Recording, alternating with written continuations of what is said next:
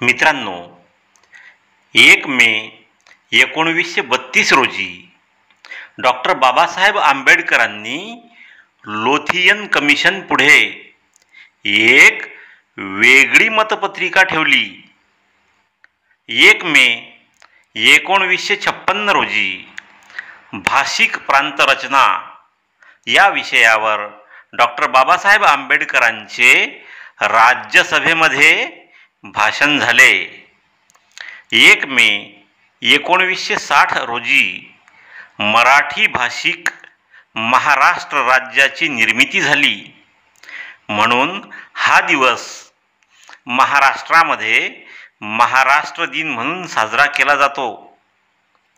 1 मे हा दिवस जागतिक कामगार दिन म्हणून पाळला जातो.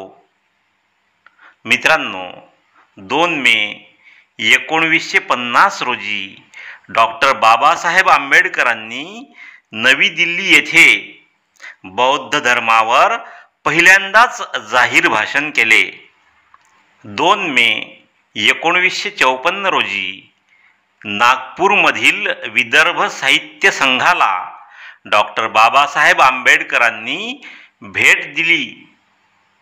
मित्रांनो, 3 मे 1928 रोजी मुंबई म्युनिसिपालिटी ॲक्ट दुरुस्ती या बिलावर डॉक्टर बाबासाहेब आंबेडकरांनी चर्चा केली. 3 मे 1932 रोजी देशाचे दुश्मन या पुस्तकाचे लेखक, ब्राह्मणेतर चळवळीचे नेते, सामाजिक कार्यकर्ते दिनकरराव जवळकर यांचे निधन झाले.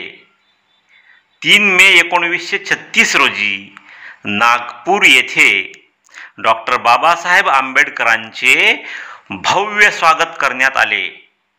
या प्रसंगी त्यांची मिरवणूक काढण्यात आली.